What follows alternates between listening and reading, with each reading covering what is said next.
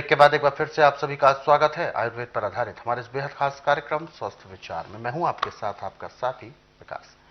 दर्शकों, ये कार्यक्रम मात्र एक कार्यक्रम ही नहीं है, बल्कि आप सभी के लिए एक ऐसा जागरूकता अभियान है जिसके माध्यम से आप अपने व्यस्ततम समय में से कुछ समय अपने शरीर के लिए यानी स्वयं के लिए आप निकालते हैं। ये शरीर और ये स्वास्थ्य ही हमारा अमूल्य धन होता है, जिसका संचय करना हमें बहुत जरूरी है। क्योंकि कहते हैं जीवन भर जो चीज हमारे साथ रहती है वो है हमारा शरीर, और ये शरीर यदि ऊर्जावान रहेगा, निरोगी रहेगा, तभी हम अपने जीवन के सभी प्रकार के कार्यों को सकुशल और कुशलता पूर्वक कर पाएंगे। लेकिन अगर हम शरीर को देखें और यदि शरीर में ऊर्जा ना हो और शरीर में रोगों की भरमार लगी रहे, कोई ना कोई परेशानी हमेशा शरीर में व्याप्त रहे, तो ऐसे में हम किसी अन्य व्यक्ति पर यानी घर परिवारों पर आश्रित हो जाते हैं और फिर जीवन का जो मूल्य होता है वो नष्ट हो जाता है। तो इसीलिए जीवन के यदि मूल्य को बढ़ाना है, जीवन में आपको मनुष्यता के लिए और नेक कार्य करना है, तो सबसे पहले अपने शरीर पर ध्यान दीजिए, उसके बाद आप अपने जीवन को सार्थक बना सकते हैं। इस कार्यक्रम के माध्यम से हम यही प्रयास करते हैं कि आप सभी अपने आप को निरोगी बनाएं। तो इसीलिए रोजाना नए नए विषयों पर चर्चा होती है और आप सभी से हम अनुरोध भी करते हैं कि इन चर्चाओं में आप शामिल हों और जब भी कार्यक्रम को देखने बैठे तो कॉपी और पेन जरूर साथ में लेकर बैठा करें और जो भी नुस्खे उपचार आपको बताए जाए उनको आप लिख जरूर लिया करें। और कोई भी सवाल, कोई भी शारीरिक कष्ट को लेकर आपके जहन में कोई भी प्रश्न उठता है तो आप हमें इसी कार्यक्रम में आप जुड़ सकते हैं, हमें कॉल कर सकते हैं या आप हमें व्हाट्सएप के जरिए भी अपना संदेश भेज सकते हैं। तो आगे बढ़ते हैं और शुरू करते हैं आज के एक मुख्य विषय पर चर्चा। गुरुजी, दाद खाज खुजली ये एक ऐसा रोग माना जाता है, समस्या मानी जाती है कि अगर एक बार शुरू हो जाए तो व्यक्ति ना चाहते हुए भी कभी कभी शर्मसार तक हो जाता है। कभी वो सार्वजनिक स्थल पर खड़ा हो या अपने दफ्तर में है, कहीं भी है, और यदि दांत खाज खुजली हो जाती है तो उसे खुजलाना ही पड़ता है, अन्यथा वो बहुत ज्यादा बेनकाब परेशान हो जाता है। तो सबसे पहले तो मैं जानना चाहूंगा कि एकाएक अपने आप इस तरीके की जो दिक्कत है, जिसे खुजली कहते हैं, खाज बन जाती है, ये क्यों होने लगती है, किस प्रकार से इसका शुरुआत होती है? देखिए, खाज खुजली होने का कारण एक नहीं, इसका अनेक कारण है। अच्छा। सबसे पहला आपका पहनावा। आजकल पहनावे में प्लास्टिक सबसे ज्यादा है, नायलॉन। हाँ, और ये बनता है प्लास्टिक का। अब जो कूड़े कुआड़े में से प्लास्टिक इकट्ठा किया जाता है, इसको जितना मर्जी धो ले, परंतु इसके अंदर जो प्रदूषण गया वो रह जाता है। बिल्कुल। फिर उसको आगे जाके जितना मर्जी शोध करे, परंतु इसका प्रभाव खत्म नहीं होता। इस कपड़े पहनने वालों को तो बड़ी तेजी से रोग फैलता है। और दूसरा, जो अधिक नमक खाता है उसको रोग है, अधिक चीनी खाने वाले को रोग है। अच्छा।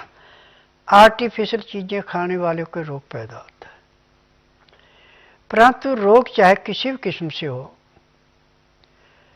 गाजर एक ऐसी औषधि है, आप इसको किसी भी रूप में लें, एक खाज खुजली को ऐसे मिटाती है जैसे जलती अग्नि में पानी डाल के अग्नि शांत होती है। आप गाजर को सिलबट्टे पे चाहे पीसें चाहे घिसें, जैसे चंदन घिसते हैं, और इसके अंदर थोड़ा सा सिंधा नमक या काला नमक मिला के मालिश कीजिए, आपको जहां खुजा है खुजली हो रही, और आधे घंटे तक उसको रचने दें।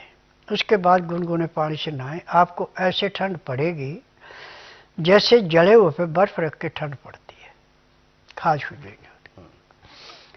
और ऐसे भी सुबह खाली पेट एक गिलास गाजर का जूस शहद मिला के या गुड़ मिला के पीना शुरू कर दें, आपकी खाज खुजली खत्म हो जाएगी। क्योंकि इसमें क्लोरीन नमक जो होता है, जिसकी कमी से ये खाज खुजली होती है, वो गाजर के अंदर पर्याप्त मात्रा में है। अच्छा। और जिसको खाज खुजली होती है उसके रेड सेल कम हो जाते हैं, तो रेड सेल को बड़ी जल्दी से बढ़ाते हैं। और ऐसे तो गाजर, चुकंदर और पालक का रस, ये 3 चीजें खाज खुजली को मिटाने के लिए अमृत का काम करते हैं। परंतु एक बात का ध्यान रखना कि आप इसको पी तो रहे हैं, छना हुआ आटा खा रहे हैं, तो आपको लाभ नहीं होगा। चोकर वाला आटा, धुली हुई दालें खा रहे हैं, आपको लाभ नहीं होगा।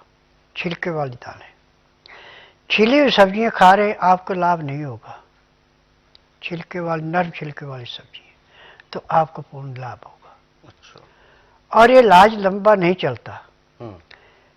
यदि आप नियम से इसको ले रहे हैं तो आपका चाहे कितना भी खाज खुजली करो, कितना पुराने से पुराना, हफ्ता 15 दिन से ज़्यादा टाइम नहीं लगता, उसमें समाप्त हो जाता है। परंतु जब तक आपको गाजर मिल रही है तब तक आपको गाजर का जूस हर रोज 1 कप सुबह पीना है। और नमक इसमें बिल्कुल टोटली बंद करना पड़ता है। और ऐसे तो खाने के लिए सबसे अच्छा है कि काले चने साबुत लेके धो के सुखा के पीस के उसका आटा बना लें। और आटा भी ज़्यादा बारीक नहीं करना और आटे को छानना नहीं। जितनी भूखा उतना आटा ले लें और उतना ही उसके अंदर प्याज कद्दूकस के मिला लें। सफेद प्याज मिले सोने पे सुहागा, ने तो लाल प्याज लेना, भूरे रंग का प्याज नहीं लेना, बस इतना ध्यान रखना। अब इस आटे में मिला के उसकी रोटी बनाएं और गर्म गर्म रोटी गाय के दूध में या बकरी के दूध में या सोयाबीन के दूध में मिला के बिना नमक के खाएं। यदि ऐसे नहीं खाई जाती आपसे तो उसमें शहद या गुड़ मिला लें, तो आपको इससे बहुत ज़्यादा लाभ मिलेगा। क्योंकि मेरे पास हर महीने 15 से 20 मरीज ऐसे आते हैं और जब उनको नियम समझाया जाता है, दवाई दी जाती है, तो किसी को महीना, किसी को 1.5 महीना दवाई खानी पड़ती है, रोग समाप्त होता है, दवाइयाँ बंद हो जाती हैं। और ऐसे भी मेरे आश्रम की जो दवाइयाँ, जड़ी बूटियाँ, ये बीमारी चाहे आपकी कितनी भी पुरानी से पुरानी है, 1 महीने से लेकर 3 महीने के अंदर बीमारी समाप्त होती, दवाइयाँ बंद हो जाती हैं।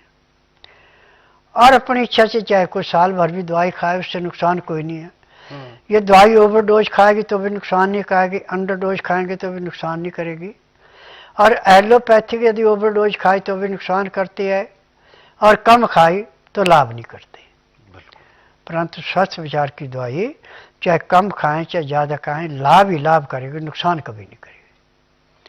और इन दवाइयों का साइड इफेक्ट कोई नहीं है। अच्छा,